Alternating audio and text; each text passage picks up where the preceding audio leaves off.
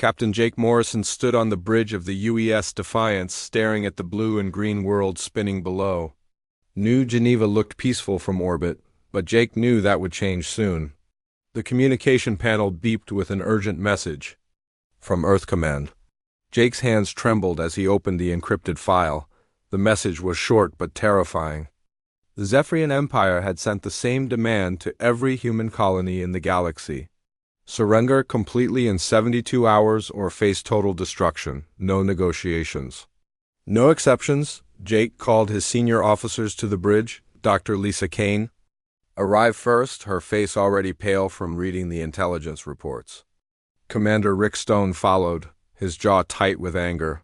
Navigation Officer Amy Wells came last, her eyes wide with fear. "You all know why we're here?" Jake said quietly. "Earth Command has confirmed it. The Zephyrians want us to kneel or die." Lisa pulled up the holographic display showing what they knew about the alien empire. The Zephyrians had conquered 17 different species across the galaxy over the past 3 centuries. Their method was always the same: send one ultimatum, then destroy any civilization that refused to surrender. "They've never lost a war," Lisa said, her voice shaking. "Every species that fought them was completely wiped out. The ones that surrendered became slaves, working in their mines and factories until they died." Rick slammed his fist on the table. "So what are we supposed to do? Just give up without a fight?" "Fighting them is suicide," Amy said. "Their technology is centuries ahead of ours. One of their destroyers could take out our entire fleet." Jake looked at each of them. These were good people, brave people.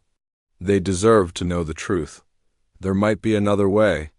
"Earth Command has activated Protocol Omega."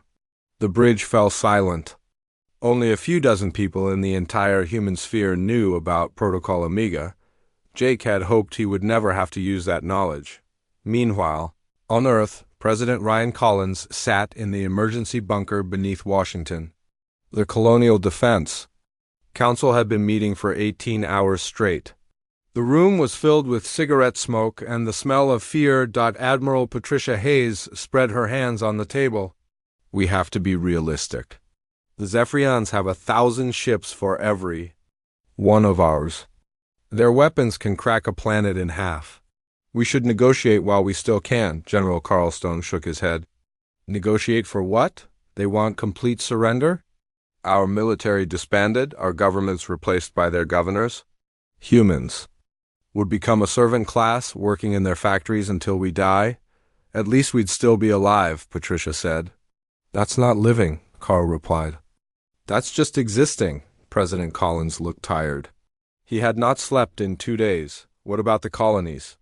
Are they preparing to fight or surrender?" "It's mixed," Carl said.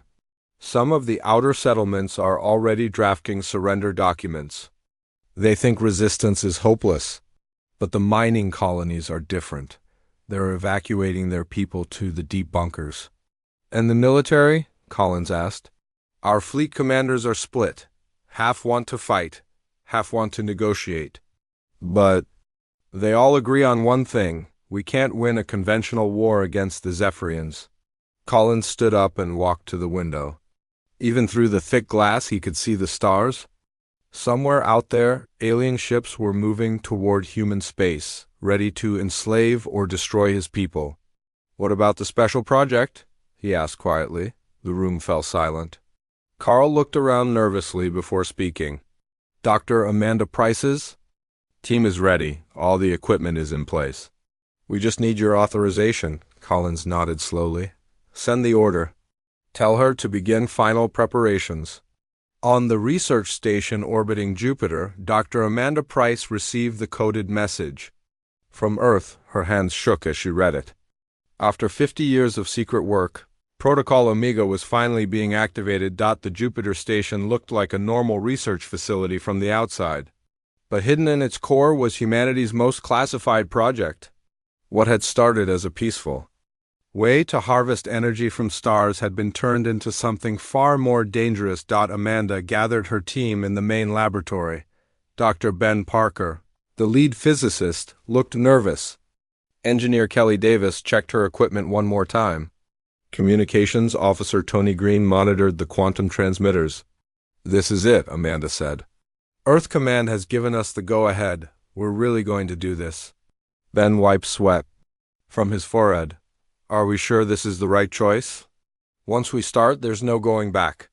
"The alternative is slavery," Amanda replied. "For our children, our grandchildren, and every human who comes after. At least this way, we die free." Kelly looked up from her console. "All the colony transmitters are online. We can trigger the network from here." "How many systems are ready?" Amanda asked. 47 colonies have confirmed their transmitters are operational. The mining stations, the agricultural worlds, the research outposts, they're all connected to the network. Tony's communication board lit up with incoming messages. "Captain Morrison is requesting an update from the Defiance. Colonel Danny Wright at Luna Base is also asking for confirmation." Amanda took a deep breath. "Tell them we're ready. Protocol Omega is armed and waiting for the final order." Back on the Defiance, Jake Morrison read the message from Jupiter Station. His crew watched him carefully, waiting for orders. The ship's sensors showed Zephyrian scouts already entering human space, testing their defenses. "Sir," Amy said quietly, "long-range sensors are picking up a massive fleet heading toward Earth. At least 300 ships." Jake nodded. "Send a message to all human vessels. Tell them to prepare for evacuation duties. And send this to Earth Command. The Defiance will not surrender." Rick smiled grimly. "What about the colonies? Are they ready to fight?" "They're ready. For something," Jake said, "but not to fight." "Not the way you mean." Lisa looked confused. "What do you mean?" Jake walked to the main viewing screen, where New Geneva continued to spin peacefully below them. "The colonies aren't preparing to fight the Zephyrians. They're preparing to deny them the prize they want." "I don't understand," Amy said. Jake turned to face his crew. "Protocol Omega isn't a weapon to use against the Zephyrians. It's a weapon to use against ourselves. If we can't live free, then we'll make sure there's nothing left for them to conquer." The bridge fell silent as the implications sank in. Outside, the stars continued to shine, unaware that some of them would soon be dying. The 72-hour deadline was ticking down, and humanity was preparing to make the ultimate sacrifice. The 72-hour deadline passed without a single human surrender. President Ryan Collins stood in the communications center beneath Washington, preparing to broadcast humanity's answer to the galaxy. His hands were steady now, his voice calm. "People of Earth, citizens of the colonies, members of our armed forces," he began. "The Zephyrian Empire has demanded our surrender. They want us to kneel, to become slaves, to give up everything that makes us human. Today we give them our answer." Collins looked directly into the camera. "We choose freedom over servitude. We choose death over chains. We will not kneel." The message was broadcast across all human worlds. On mining stations, in colonial cities, aboard military vessels, humans heard their president's words and felt their spines straighten. Fear remained, but it was joined by something stronger. Defiance. War Commander Vexthal received the human response aboard his flagship, the Eternal Conquest, as it entered the solar system. The alien commander was tall and thin, with 4 arms and silver skin that gleamed under the bridge lights. His large black eyes showed no emotion as he read the transmission. "Foolish creatures," he said in his clicking language. "They choose extinction. So be it." The Zephyrian fleet was massive, over 500 ships of war, each one larger than anything humans had ever built. Their weapons could reduce planets to dust. Their shields could stop anything in the human arsenal. They had conquered 17 species with fleets exactly like this one. Vexthal's tactical officer, a younger Zephyrian named Kethver, studied the sensor readings. "Commander, the humans are not fleeing. Their entire fleet is forming defensive positions around their worlds." "Expected," Vexthal replied. "They will fight briefly, then die. Begin the advance." But as the Zephyrian fleet moved deeper into human space, Kethver detected something unusual. "Commander, I'm intercepting human communications. They keep mentioning something called the Red Button and Protocol Omega." Vexthal's 4 arms moved across his command console. "Analyze their transmissions. What is this protocol?" Unknown, sir.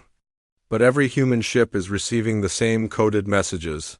They seem to be preparing for something other than battle. On Jupiter Station, Dr. Amanda Price watched the Zephyrian fleet approach on her long-range sensors. The alien ships moved in perfect formation, confident in their superiority. They had no idea what humanity was about to unleash. Ben, are the stellar manipulation devices ready? She asked. Dr. Ben Parker checked his instruments. All 47 systems are online. The quantum transmitters are synchronized. We can trigger the network on your command. Engineer Kelly Davis looked up from her station. The energy readings are stable. Each star is ready for controlled destabilization, Amanda nodded grimly. For 50 years, humanity had worked in secret to place these devices around their colonized stars. They had been disguised as communication equipment, power generators, research stations. No one suspected their true purpose.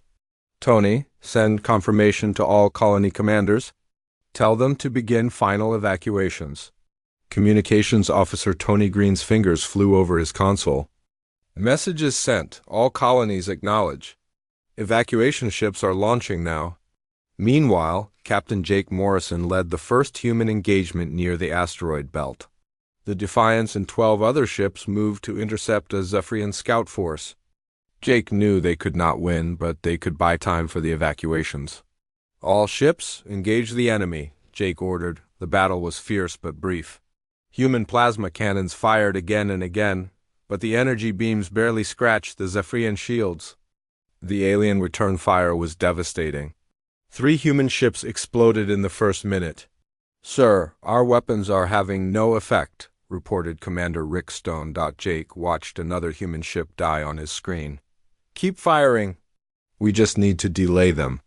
The Zephyrian ships advanced steadily, destroying human vessels with ease.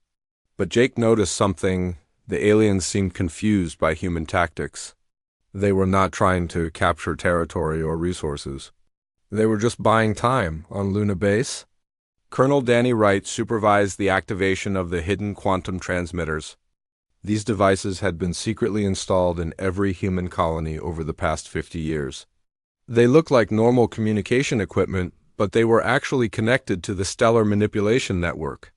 All transmitters are online, reported his aide, Lieutenant Sarah Kim. We can trigger the network from any location. Danny looked at the tactical display showing Zephyrian forces approaching Earth. Send the activation codes to Jupiter Station. Tell Dr. Price that all colonies are ready. The message traveled through quantum space, reaching Amanda's team in seconds. She looked at her colleagues, seeing the same mix of fear and determination in their eyes. This is it, she said quietly. Are we really going to do this? Ben nodded. The alternative is slavery for every human who comes after us. At least this way, we die on our own terms. Kelly's voice was steady. All systems show green. We can trigger the network at any time. Amanda walked to the main console. Her finger hovered over the activation key. Once she pressed it, there would be no going back. 47 star systems would begin their death sequence. Back on the Eternal Conquest, Vexthal was becoming increasingly puzzled by human behavior.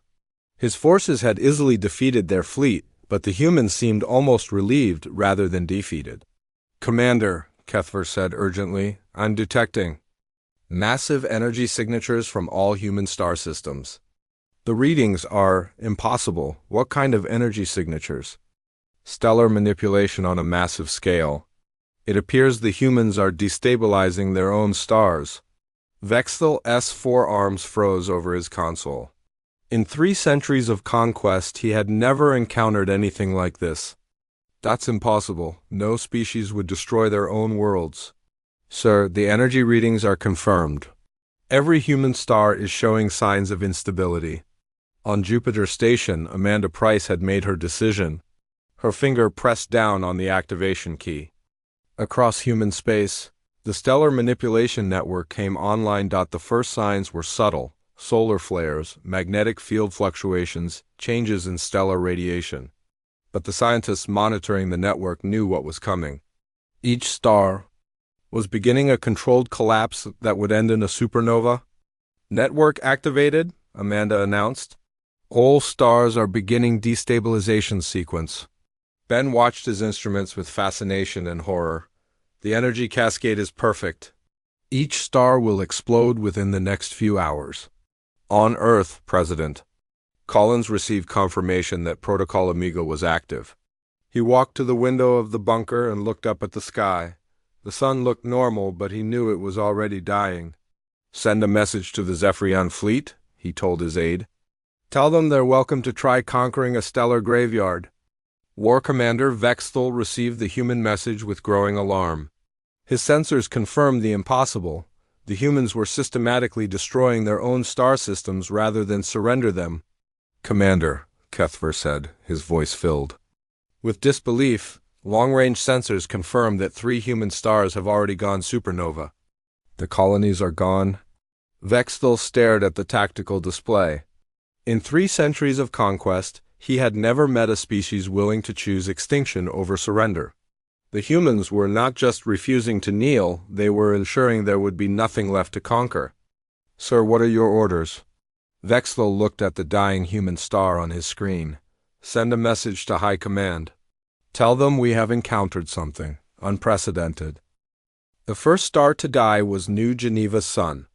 Captain Jake Morrison watched from the bridge of the Defiance as the star that had warmed humanity's newest colony for 200 years began its final collapse. The evacuation fleet had pulled back to a safe distance, but they could still see the brilliant flash that marked the end of a world. Stellar collapse confirmed, reported Navigation Officer Amy Wells, her voice barely above a whisper. New Geneva star has gone supernova. Jake stared at the expanding ball of fire that had once been a sun. 12 million humans had called New Geneva home. Now it was nothing but cooling gas and radiation. How many ships did we lose? The Zephyrian occupation force was completely destroyed, Commander Rickstone replied. 43 alien vessels caught in the explosion, no survivors. Doctor. Lisa Kane looked up from her science station. The radiation pulse is spreading faster than expected. It's disrupting subspace communication across 3 sectors. Jake nodded grimly. The plan was working exactly as designed. Project Starfall was not just about destroying human worlds. It was about denying the Zephyrians everything they wanted. Resources, slaves, territory, even the ability to communicate with their home fleet.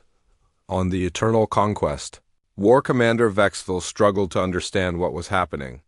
His tactical officer, Kethver, reported losses that should have been impossible. Sir, we've lost contact with the occupation forces in 7 star systems. Long-range sensors show multiple supernovas in progress. Vexthal S4 arms moved frantically. Over his console, what is the status of our retreat routes? The stellar explosions are creating gravitational anomalies.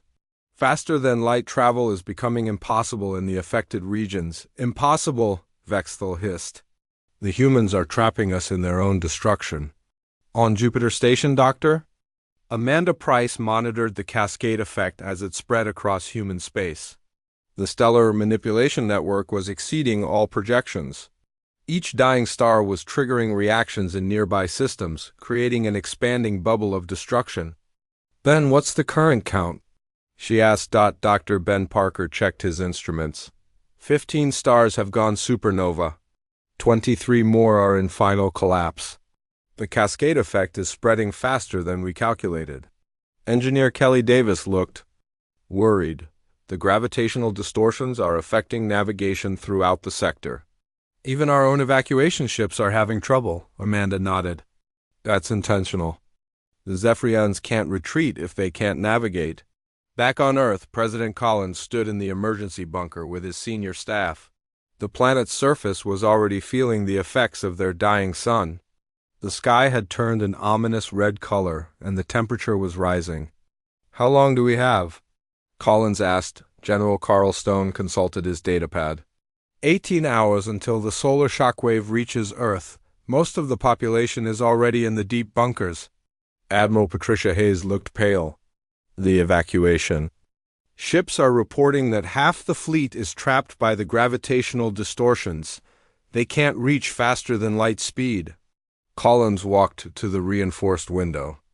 Even through the thick glass he could see the dying sun. Then we'll face this together. Send a message to all remaining human forces. Tell them this is humanity's final stand. The message was broadcast across all surviving human ships and colonies. In the deep bunkers of Earth, millions of people heard their president's words and felt their fear transform into something else. Pride. Captain Morrison received the transmission aboard the Defiance. His crew had volunteered to stay behind, coordinating the evacuation of the outer colonies. They all knew they would not survive the expanding destruction zone. "Sir," Amy said quietly, "we're receiving a distress signal from the Zephyrian flagship. They're requesting safe passage out of the system." Jake almost smiled. "Signal back that we're not in the business of granting safe passage. They wanted to conquer us.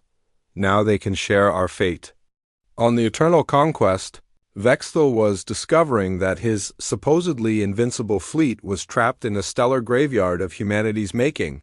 The exploding stars were generating electromagnetic pulses that overwhelmed Zephyrian technology. "Commander," Kethver reported, "we're losing ships to the radiation storms. Our shields are failing. What about the other fleets?" "The third fleet was destroyed when the Kepler system exploded. The seventh fleet is trapped in the Vega sector. The gravitational anomalies are preventing their escape." Vexthel stared at the tactical display. Red markers showed the locations of dead and dying star systems. Blue markers showed the positions of his trapped fleets. The humans had turned their own space into a massive trap. "Sir, we're receiving a transmission from the human leader." President Collins appeared on the main screen. Behind him, the walls of the bunker shook as Earth's surface was bombarded by solar radiation, but his voice was steady. "War Commander Vexthel, I presume. You came here to conquer us. You demanded that we kneel. I hope you're satisfied with what you found?" Vexthel, as translator, struggled with the human's words. "You have destroyed your own species. This is madness." "This is freedom," Collins replied. "We would rather die as free humans than live as your slaves. Let this be a lesson to your empire. Some things cannot be conquered." The transmission ended as Earth's sun entered its final death throes. The star that had given birth to humanity was collapsing, turning the sky into a canvas of fire and radiation. On Luna Base, Colonel Danny Wright watched the approaching solar storm through the observation deck. The moon's surface was already glowing from the increased radiation. "Sir," Lieutenant Sarah Kim said, "the evacuation ships are requesting permission to leave the system." Danny looked at the Earth hanging in the sky above them. The planet was already beginning to glow as the atmosphere was stripped away by solar wind. "Tell them to go. There's nothing left here to save." The last evacuation ships fled the solar system as the sun exploded. The shockwave raced outward at the speed of light, vaporizing everything in its path. Earth, humanity's birth world, disappeared in a flash of stellar fire. Dr. Amanda Price watched the destruction from Jupiter Station. The facility was far enough away to survive the initial blast, but the radiation would kill them all within hours. "The network is working perfectly," she reported to her team. 47 star systems are confirmed destroyed. The Zephyrian fleets are trapped in the expansion zone. Ben looked at his instruments one last time. The cascade effect is still spreading. It'll take centuries for the radiation to clear. Kelly checked the communication systems. "We're losing contact with the outer colonies. The electromagnetic interference is blocking all transmissions," Amanda nodded. "Then we've done what we came to do. Humanity dies free." War Commander Vexthel S. Flagship was caught in the expanding shockwave from Sol's explosion. The Eternal Conquest, pride of the Zephyrian fleet, was torn apart by forces that no shield could stop. As his ship died around him, Vexthel sent one final message to his home fleet. The humans chose extinction over slavery. They have turned their space into a graveyard. No species should ever be underestimated again. The message was lost in the electromagnetic chaos as the Dead Stars Nebula expanded across 300 light-years of space. Where once there had been thriving human colonies, now there was only radiation and stellar debris, but in the depths of space, small groups of human survivors watched the destruction from their distant refuges. They had witnessed the ultimate sacrifice, an entire species choosing death over slavery. Captain Morrison, now commanding the refugee ship New Horizon, recorded the final entry in his log. Today, humanity died. But we died free. Let the galaxy remember that some things are worth more than life itself. The expanding nebula continued to grow, carrying the message of humanity's defiance to every corner of the galaxy. The species that chose extinction over surrender had created something unprecedented, a monument to freedom that would last for millennia.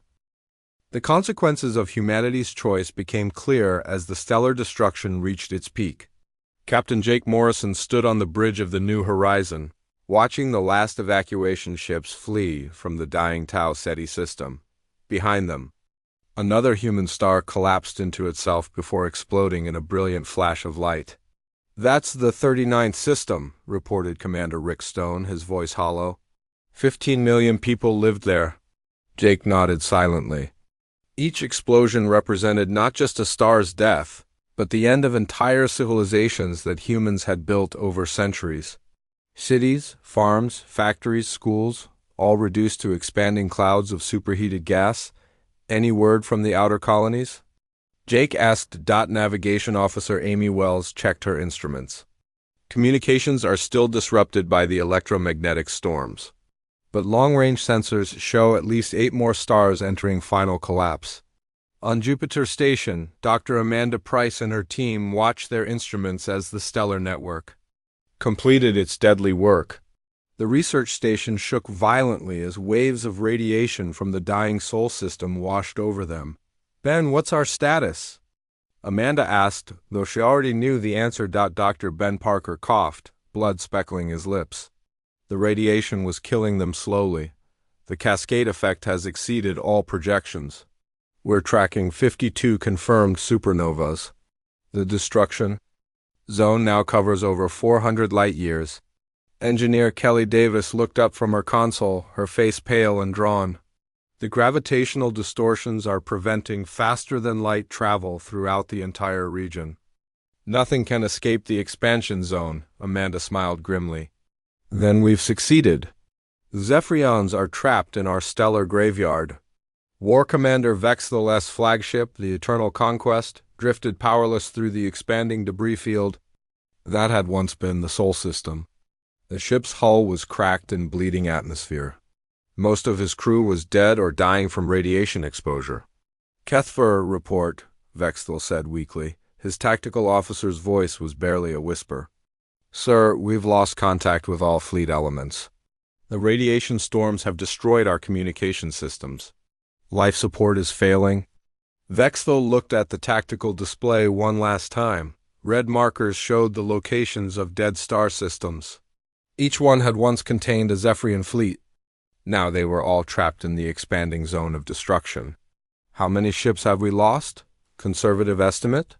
Over 3,000 vessels, the entire expeditionary force.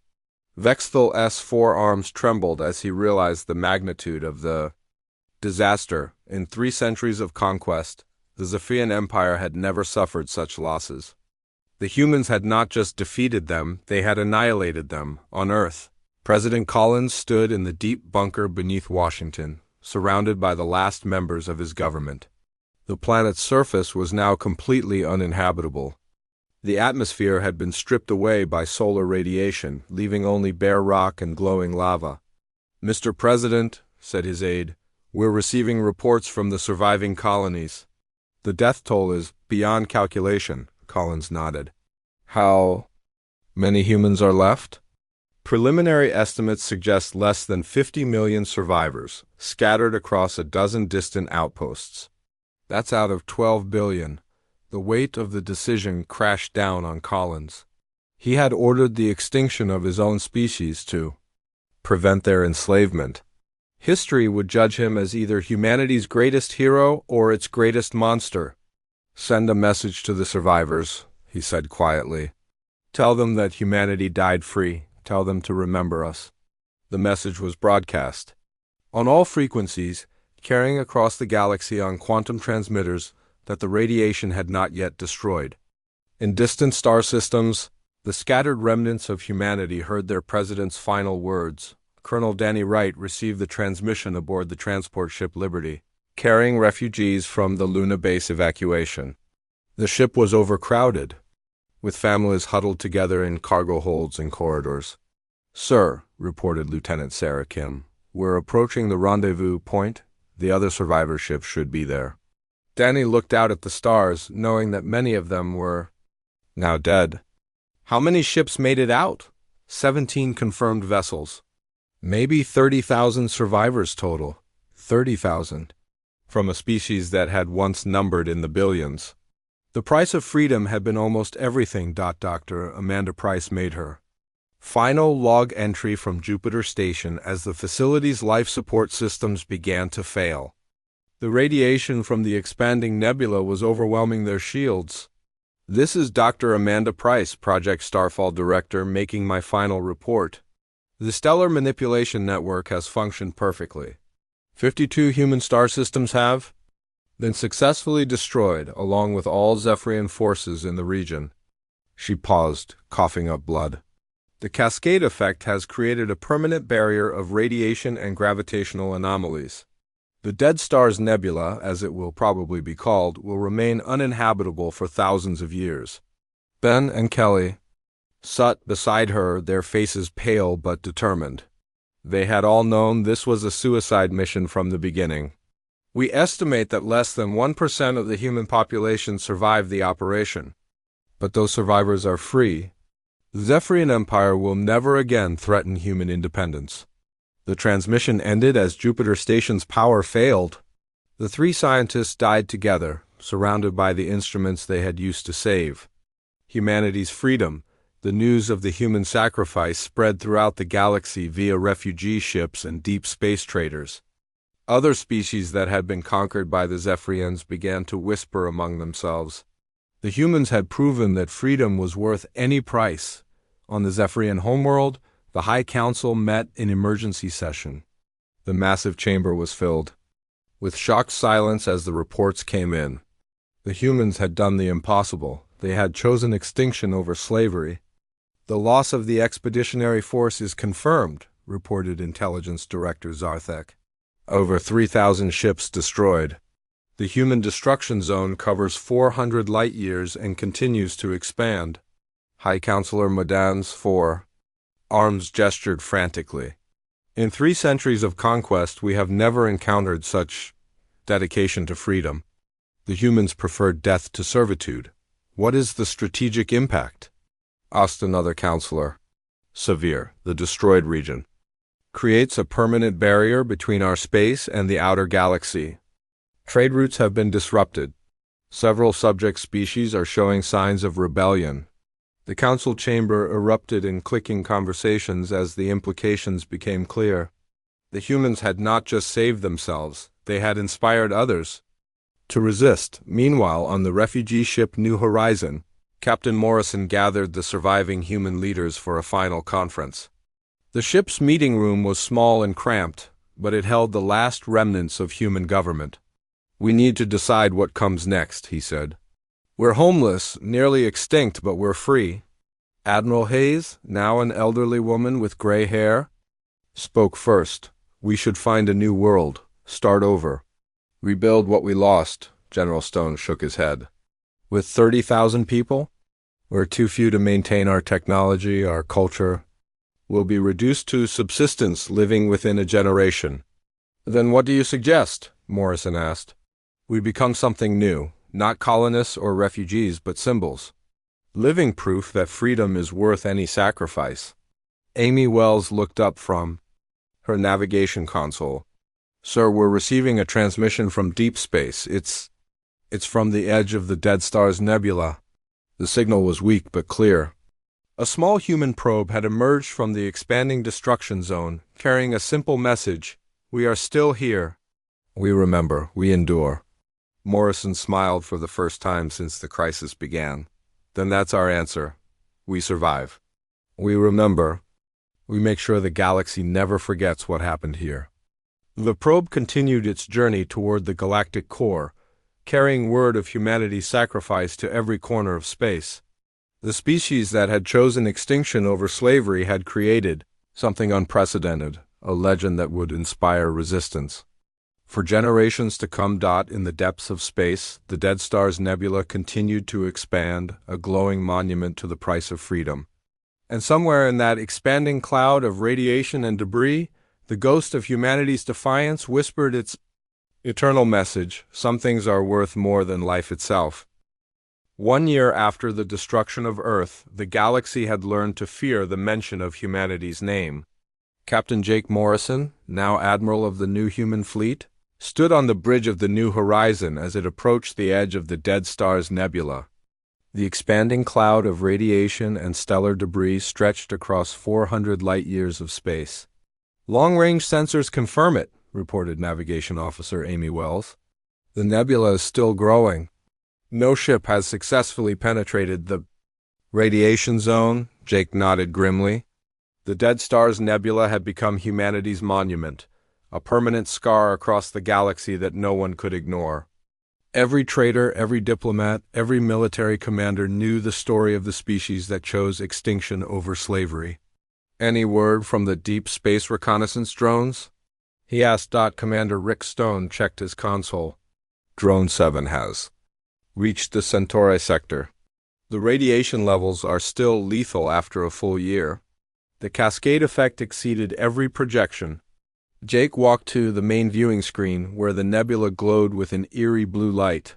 Somewhere in that expanding cloud were the remains of Earth, of New Geneva, of 47 other human worlds.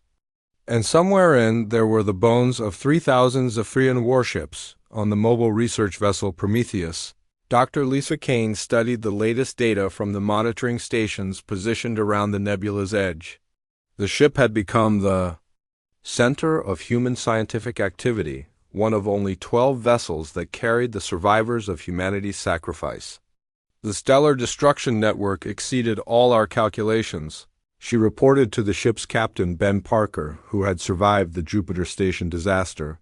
"The cascade effect has sterilized over 300 star systems. It will take millennia for the radiation to clear."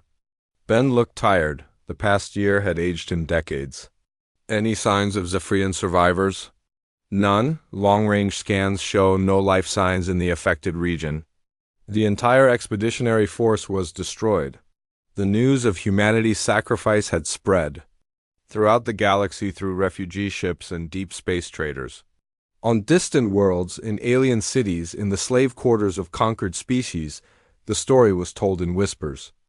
The humans had proven that some things were worth more than life itself.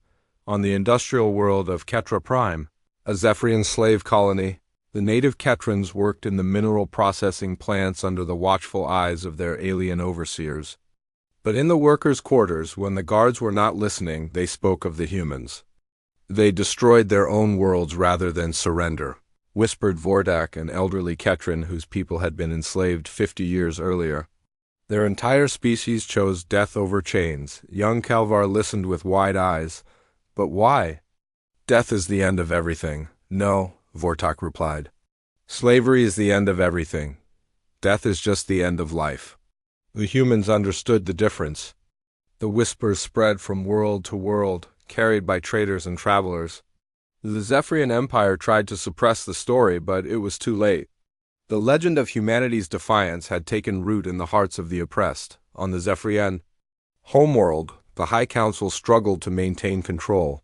The loss of the entire expeditionary force had shaken the Empire to its core. High Counselor Mauden addressed the emergency session with forearms trembling. "The human destruction zone has created more than just a navigation hazard," he reported. "Trade routes throughout the Outer Rim have been disrupted. Several subject species are showing signs of open rebellion." Intelligence Director Zarthak added to the grim news. "The Andromedan Collective has withdrawn from our alliance. They cite concern about Imperial methods following the human incident. The Rigel Federation has also suspended trade agreements." "What about our own forces?" asked War Commander Hextall, who had replaced the dead Vextall. "How are they responding to the news?" "Morale is problematic," Many of our warriors question whether conquest is worth the risk of facing another species like the humans. The empire that had conquered 17 species in 3 centuries was discovering that fear worked both ways.